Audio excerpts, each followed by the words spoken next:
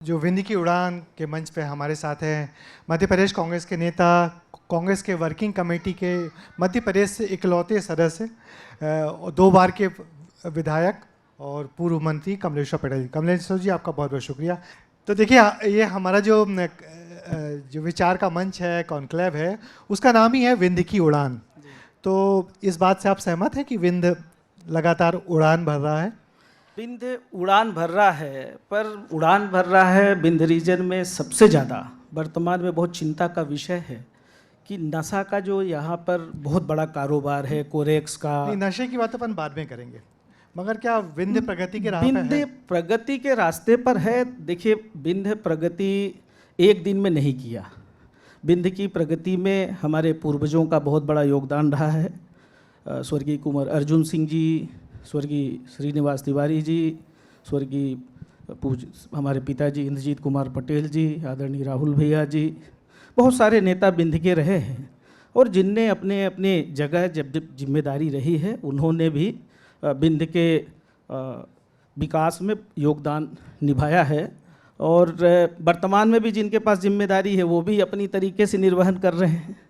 नहीं, देखिए, जनप्रतिनिधि को लोग इसीलिए ही चुनते हैं, नेताओं को, कि जब जिसको मौका मिलता है लगातार काम करते हैं।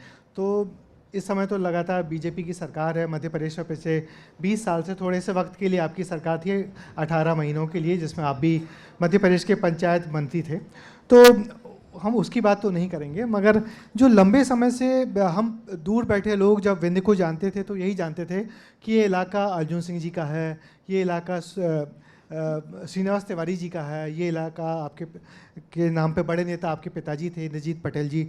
मगर अब ये परंपरा, या कांग्रेस ने अपनी ज़मीन क्यों खो दी? ऐसा क्या हो गया कि कांग्रेस लगातार क्षरण हो रहा है, उसका ज़मीन नहीं पकड़ पा रही है? देखिए, पहले तो हम विकास की बात करेंगे। विकास का पैमाना सिर्फ इंफ्रास्ट्रक्चर नहीं होना चाहिए कि हम बहुत सारा इंफ्रास्ट्रक्चर तैयार कर दें, फ्लाईओवर्स बना दें, अन्य हम बहुत सारे इंफ्रास्ट्रक्चर बना दें, हॉस्पिटल्स बना दें, पर हॉस्पिटल्स की लैब अच्छी नहीं है, हॉस्पिटल्स में अगर डॉक्टर नहीं है, टेक्नीशियन नहीं है, उपकरण नहीं है, तो हम समझते हैं कि उसकी शोभा बेकार है। हम पंचायत भवन तो बना दें, पर वहाँ बैठने वाले अगर अच्छा काम नहीं कर रहे हैं, कलेक्ट्रेट का हम भव्य सुंदर भवन बना दें, जनपद का बहुत भव्य सुंदर भवन बना दें, पर अगर वहाँ जो बैठने वाले लोग हैं और वहाँ जो जाता है अगर उसको न्याय नहीं मिलता है, तो हम समझते हैं कि विकास की परिभाषा सिर्फ इंफ्रास्ट्रक्चर से नहीं होनी चाहिए। विकास, अच्छी शिक्षा मिले, अच्छा लोगों को, बेरोजगारों को रोजगार मिले, किसानों को समय पे खाद बीज मिले, अनुसूचित जाति जनजाति पिछड़ा वर्ग के छात्र अगर अध्ययनरत हैं तो समय पे छात्रवृत्ति का भुगतान हो जाए, अच्छी फैकल्टी मिले। महाविद्यालयों में भी, चाहे स्कूलों में शिक्षकों का अभाव है। आज आप देखिए 22 लाख बच्चे 8 साल में मध्य प्रदेश में कम हुए हैं, सरकारी और प्राइवेट स्कूलों का मिला के आप देखिए। तो शिक्षा का स्तर कहाँ जा रहा है?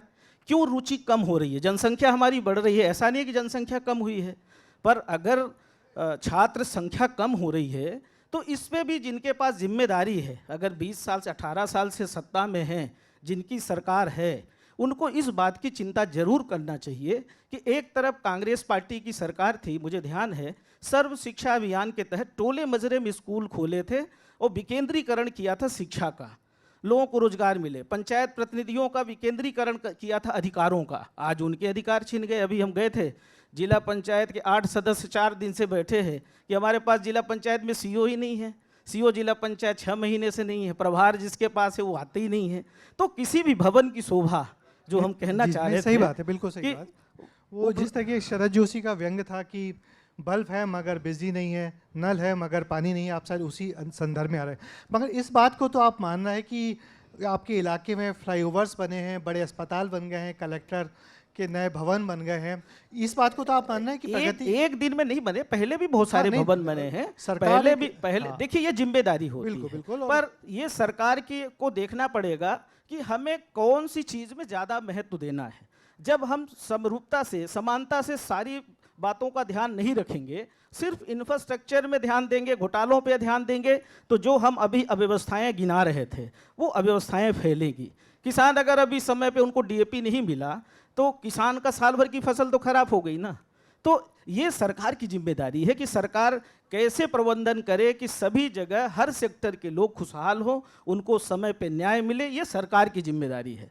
ये हमने पहले ही कहा। और रही आप बात कर रहे थे कांग्रेस पार्टी की, देखो कांग्रेस पार्टी ठीक है, समसामयिक समय में कभी बहुत अच्छी पोजीशन थी, कभी कमज़ोर थी, कभी भारतीय जनता पार्टी के भी 2 सांसद थे पूरे देश में।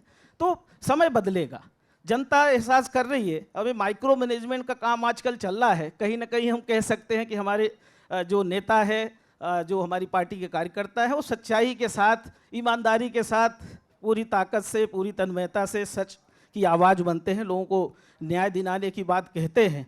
पर जो आजकल माइक्रो मैनेजमेंट दूसरे ढंग का चल रहा है, उसमें कहीं हम लोगों का प्रबंधन हम ये मानते हैं कि कहीं कमज़ोर है, कहीं ना कहीं जो उनके पास प्रबंधन हो गया है सरकारी तंत्र का, धन का, वो कहीं ना कहीं षड्यंत्र का, वो हम लोगों को नहीं आता है। यानी आप मानना है कि कांग्रेस चुनाव लड़ने में थोड़ी कमज़ोर साबित हो रही है, माइक्रो मैनेजमेंट नहीं कर पा रही है।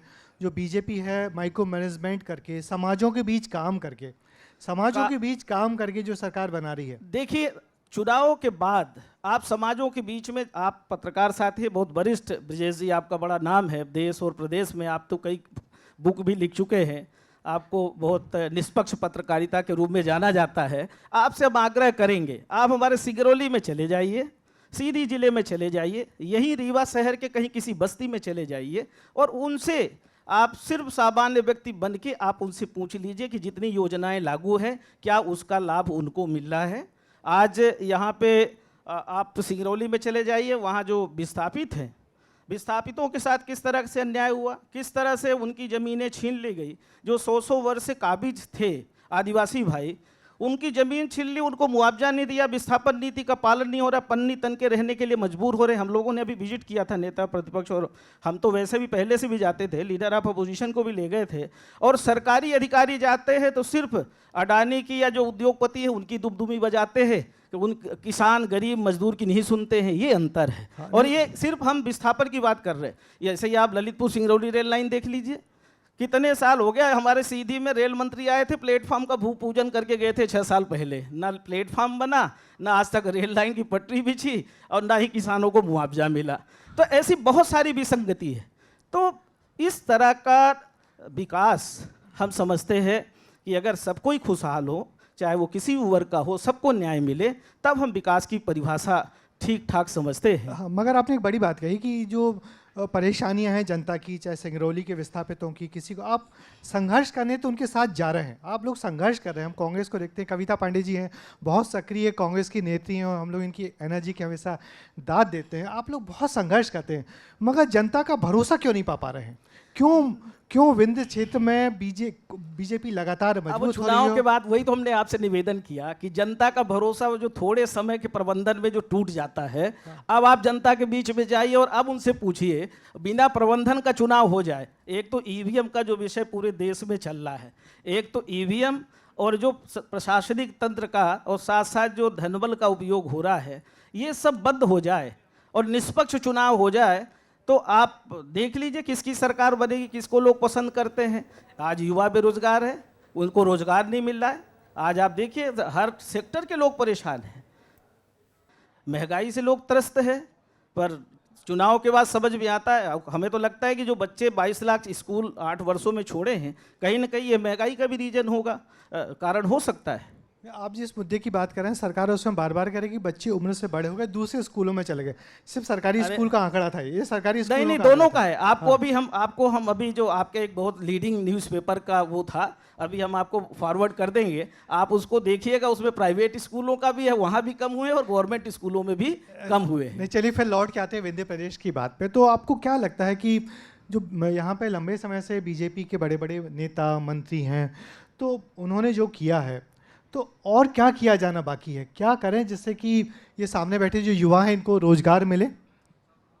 अच्छी स्वास्थ्य सुविधा मिल जाए लोगों को नागपुर नहीं जाना पड़े, बनारस नहीं जाना पड़े, लखनऊ नहीं जाना पड़े। सबसे पहले तो सरकार पैसा तो खूब खर्च कर रही है हेल्थ पे, पर उसका लाभ नहीं मिल रहा है। आज बहुत सारे प्राइवेट हॉस्पिटल्स हैं, बहुत सारे लोग मिलते हैं, शिकायत दर्ज कराते हैं कि हमारी इतनी औकात नहीं थी।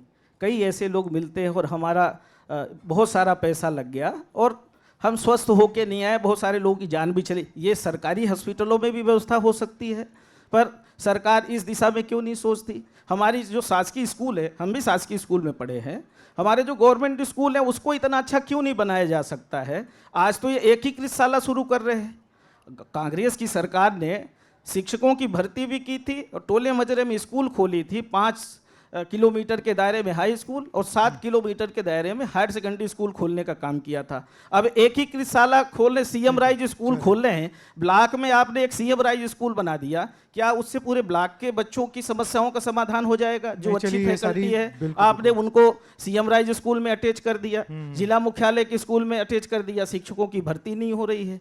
तो कहीं ना कहीं अच्छी शिक्षा, अच्छी स्वास्थ्य सुविधा और इंफ्रास्ट्रक्चर भी, जैसे हमारी बुनियादी प्रधानमंत्री सड़क, आप चले जाइए गांव में कहीं भी जाइए, सब उखड़ गई सड़कें। आज पीडब्ल्यूडी की सड़कें उखड़ी हुई है। राष्ट्रीय राजमार्ग हमारा सीधी से सिंगरौली ये बन रहा है 13 साल से, और 3-4 बार भूमि पूजन हो गया, आज तक कंप्लीट नहीं हुआ। ठेके पे ठेका हो रहा है और नेता लोग आते हैं भाजपा के, पहले शिवराज सिंह ने भूमि पूजन किया था, फिर लोकार्पण हमारे डिप्टी सीएम साहब भी कराए, कभी सांसद कराते, उसी में एक पुल बन गया, उसका भी लोकार्पण हो जाता है। जितनी बेहतर तरीके से आप विंध्य की जनता की समस्याओं की बात कर रहे हैं, तो हम सब भोपाल में बैठे पत्रकार भी आपकी कमी महसूस करते हैं, जो आप आज विधानसभा में नहीं हैं, कि आप जैसे ओजस्वी लोग यह विधानसभा में आएँ तो विंध्य की बात और बुलंदी से पहुँचेगी। आप यहाँ हैं, आपका कमलेश्वर जी बहुत बहुत शुक्रिया और आपको बहुत बहुत शुभकामनाएं कि विंध्य की जनता की अपेक्षाओं पर आप ऐसे ही आगे खड़े उतरें।